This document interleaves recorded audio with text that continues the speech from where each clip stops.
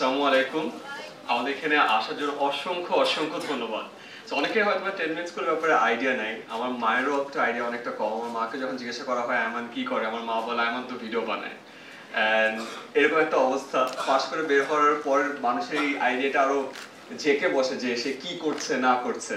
So আমার বাবা মার মতো আমি এখন ভিডিও বানাই, আর 10 মিনিট স্কুলও সেই কাজই করে। আমরা 10 মিনিট স্কুল নাম দেওয়ার পিছনে একটা কাহিনী ছিল।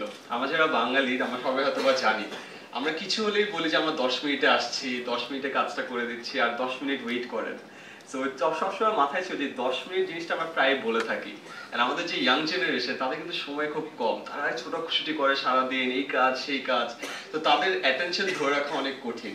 তো আমরা চিন্তা করলাম তাদেরকে যদি 10 মিনিটের মধ্যে এমন কিছু দেয়া যায় যে খুব সহজেই খুব ইজিলি জিনিসপত্র শিখে ফেলবে এবং নিজেদেরকে ডেভেলপ করতে পারবে, তাহলে কেমন হয়। ওখান থেকে আমাদের যাত্রা শুরু হয়। 10 মিনিট স্কুলে বর্তমানে আমাদের প্রায় 1200 ভিডিও আছে। এই ভিডিওর মাধ্যমে আমরা জিএসসি থেকে শুরু করে জেএসসি, এসসি, এইচএসসি, অ্যাডমিশন এবং বিভিন্ন ধরনের স্কিল ডেভেলপমেন্ট কোর্সে শিখে থাকি। শুধু তাই না, আমাদের এখন 28,000-এর মতো কুইজ আছে। যে কুইজ আপনি মেবি আপনার বাসায় বসে হাফ প্যান্ট পরে বারান্দাতে বসে আপনার মোবাইল স্ক্রিন দিয়ে এক্সাম নিয়ে দিতে পারবেন, এবং এক্সাম দেওয়ার সাথে সাথে আপনাকে রেজাল্ট দিয়ে দেওয়া হয়। শুধু আপনার রেজাল্ট না, আপনার রেজাল্ট, আপনার সময়, আপনি কোথায় ভুল করেছেন, কি কি রাইট হবে, এক্সপ্লেনেশন কি, সব দিয়ে দেওয়া হয়। আমার এখনো মনে পড়ে আমি যখন স্কুল বা কলেজে ছিলাম, একটা দুটো তিনটা চারটা করে 5-6টা স্যারের কাছে দৌড়তে হতো মডেল টেস্ট দেওয়ার জন্য, নিজেকে যাচাই করে নেওয়ার জন্য যে আসলে আমার স্কোর বাকিদের তুলনায় কেমন হয়। আমার একটা ইচ্ছা ছিল এই কাজটা যদি সহজ করে দেওয়া যায় তাহলে কেমন হয়। স্পেশালি ঢাকার বাইরে যারা স্টুডেন্ট আছে তাদেরকে আসলে এই সুযোগ সুবিধা দেওয়াটা আসলে সম্ভব হয় না।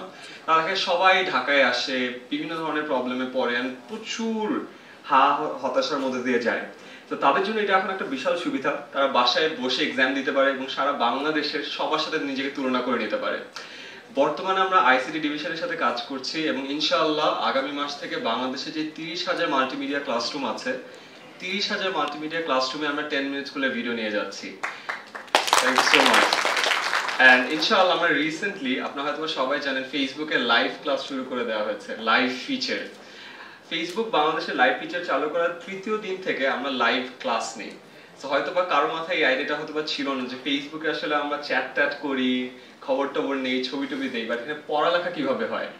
কিন্তু আমরা প্রথম দিন আমাদের যে লাইভ ক্লাসটা নেই, সারা বাংলাদেশের 33টি জেলা থেকে 15,000 স্টুডেন্ট আমাদের ক্লাস করে।